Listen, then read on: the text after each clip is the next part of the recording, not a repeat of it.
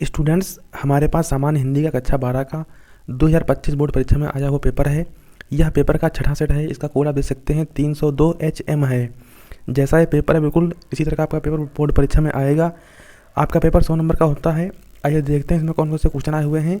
सबसे पहले बहुगल्पीय क्वेश्चन होते हैं, 5 क्वेश्चन गद्य के और 5 क्वेश्चन पद्य के। जैसे पहला क्वेश्चन यहाँ पर दिया हुआ है, चंद छंद वर्णन की महिमा के लेखक हैं, तो इसके लेखक कवि गंग हैं। तीसरा ऑप्शन आपका सही होगा।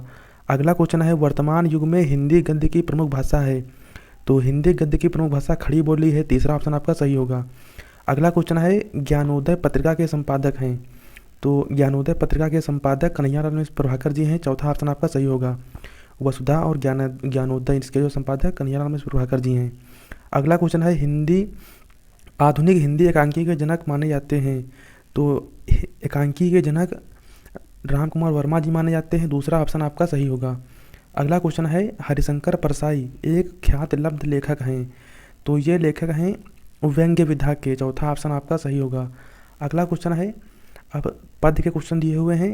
पहला इसमें दिया हुआ है, निज भाषा उन्नति आहे सब उन्नति को मूल, यह काव्य पंक्ति है, तो यह काव्य पंक्ति भारतेंदु हरिश्चंद्र जी की है। दूसरा ऑप्शन आपका सही होगा।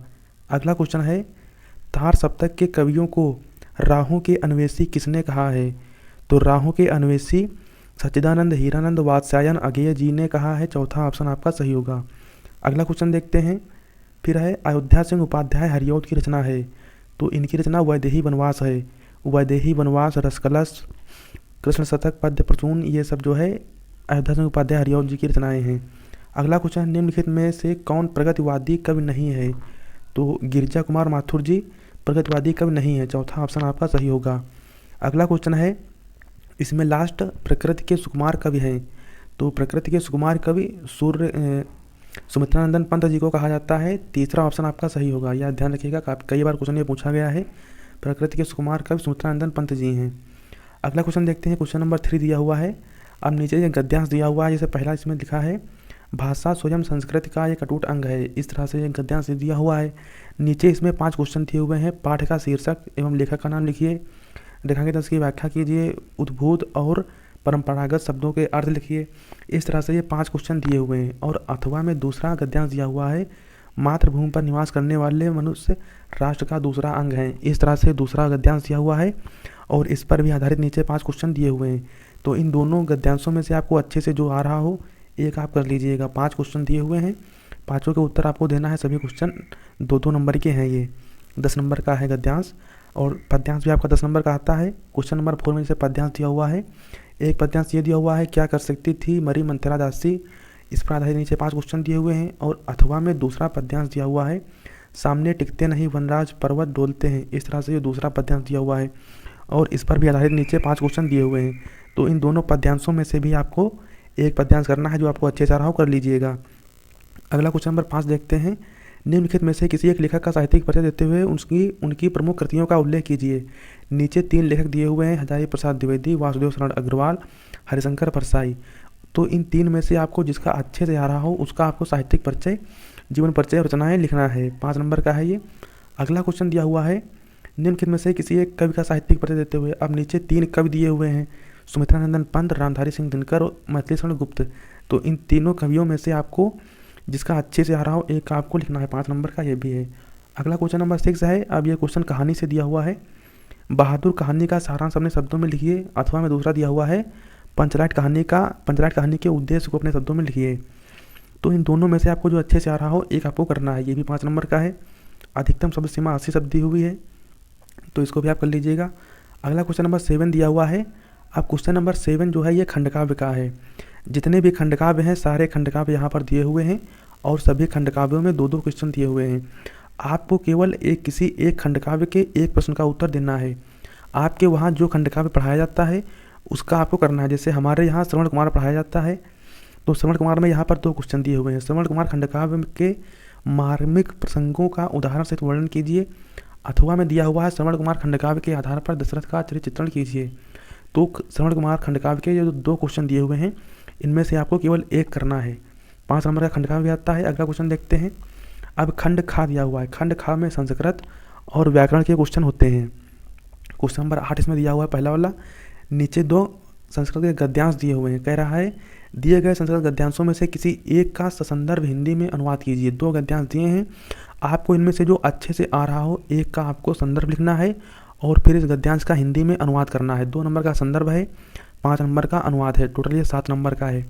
बिल्कुल सेम इसी तरह से पद्यांश दिया रहता है।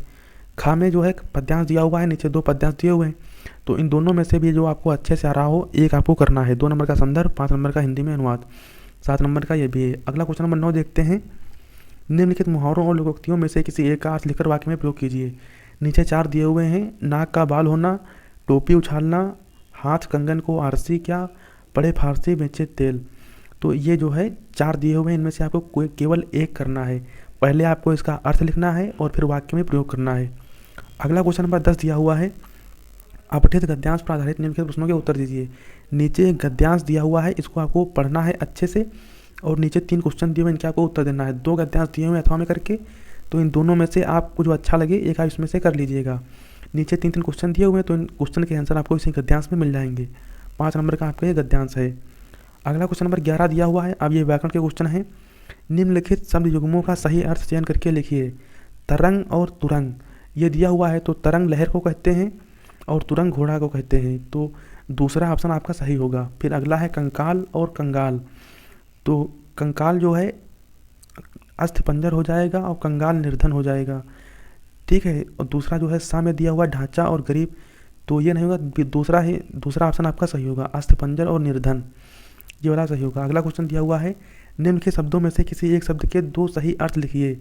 नीचे 4 दिए हुए हैं, मंगल, तात, हेम, सिलीमुख, तो इन चारों में से किसी एक शब्द के आपको 2 अर्थ लिखना है। अगला क्वेश्चन दिया हुआ है। निम्नलिखित वाक्यांशों के लिए एक सही शब्द का चयन करके लिखिए। पहला इसमें दिया हुआ है, किए गए उपकार को मानने वाला, तो उपकार को मानने वाले को कृतज्ञ कहते हैं और ना मानने वाले को कृतज्ञ कहते हैं, तो कृतज्ञ जो इसमें सा वाला ऑप्शन है तीसरा, वो आपका सही होगा। अगला क्वेश्चन दिया हुआ है, बहुत अधिक बोलने वाला, तो बहुत अधिक बोलने वाले को वाचाल कहते हैं, तीसरा ऑप्शन सा वाला इसमें भी सही होगा। अगला क्वेश्चन दिया हुआ है। निम्नलिखित में से किन्हीं 2 वाक्यों को शुद्ध करके लिखिए। नीचे 4 वाक्य दिए हुए हैं, प्रांजल, शिवाय और प्रवेक आएगा, रमेश पुस्तक को पढ़ता है, केवल एक प्रश्न मात्र का उत्तर देना है, भारत में प्राथमिक शिक्षा निःशुल्क है, तो ये 4 वाक्यों में से आपको 2 को शुद्ध करके लिखना है। अगला क्वेश्चन नंबर 12 दिया हुआ है। हास रस अथवा श्रृंगार रस का लक्षण सहित एक उदाहरण लिखिए। भ्रांतिमान अलंकार अथवा उपमा अलंकार। फिर अगला है सोरठा छंद अथवा कुंडलिया छंद। तो इन तीनों क्वेश्चन में से 2 डबल दिए हुए हैं, 2-2, आपको केवल एक करना है। परिभाषा सबकी लिखनी है और एक उदाहरण आपको लिखना है। 2-2 नंबर के तीनों हैं, ये तीनों कर लीजिएगा। अगला क्वेश्चन नंबर 13 देखते हैं। दैनिक समाचार पत्र में प्रकाशित विज्ञापन के आधार पर संबंधित कॉलेज में कंप्यूटर ऑपरेटर के पद पर अपनी नियुक्ति है, तो उस कॉलेज के प्रबंधक को आवेदन पत्र लिखिए जिसमें अपनी शैक्षिक योग्यता का भी उल्लेख कीजिए। अथवा दूसरा दिया हुआ है, अपने क्षेत्र के फर्जी राशन कार्डों की जांच है, जो जिला पूर्व अधिकारी को शिकायती पत्र लिखिए। तो इन 2 प्रार्थना पत्रों में से आपको अच्छे से जिस टॉपिक पर आ रहा हो एक पर आपको लिखना है। 6 नंबर का है ये। अगला क्वेश्चन देखते हैं। अब ये आखिरी क्वेश्चन है पेपर का। निबंध दिया हुआ है, नीचे 5 टॉपिक दिए हुए हैं। वन रहेंगे, हम रहेंगे, ओलंपिक खेल 2024 और भारत, विद्यालय के पठन पाठन में इंटरनेट का योगदान, प्राकृतिक आपदाएं और उनका प्रबंधन, कबीर की प्रासंगिकता। तो इन 5 टॉपिकों में से आपको जिस पर अच्छे से आ रहा हो एक टॉपिक पर आपको निबंध लिखना है। 9 नंबर का निबंध है आपका, तो अच्छे से लिखिएगा, कम से कम 3 से 4 पे तो आपको लिखना है ताकि बढ़िया नंबर मिल जाए। तो ये पूरा पेपर दिया हुआ था, इसका PDF आपको मिल जाएगा और ये पूरा पेपर अच्छे से सॉल्व कर लीजिएगा। कोई भी डाउट हो या कोई भी प्रॉब्लम हो तो आप कमेंट कर दीजिएगा। और हमारे चैनल पर Hindi, English, physics, chemistry, math, history, geography, biology कक्षा 10 और 12 के सभी क्वेश्चन जितने पेपर हैं, क्वेश्चन पेपर सबके सोल्यूशन से वीडियो आपको हमारे चैनल पर मिल जाएंगे। इसलिए सभी लोग हमारे चैनल को सब्सक्राइब कर दीजिए, वीडियो को लाइक कर दीजिए। धन्यवाद, जय हिंद।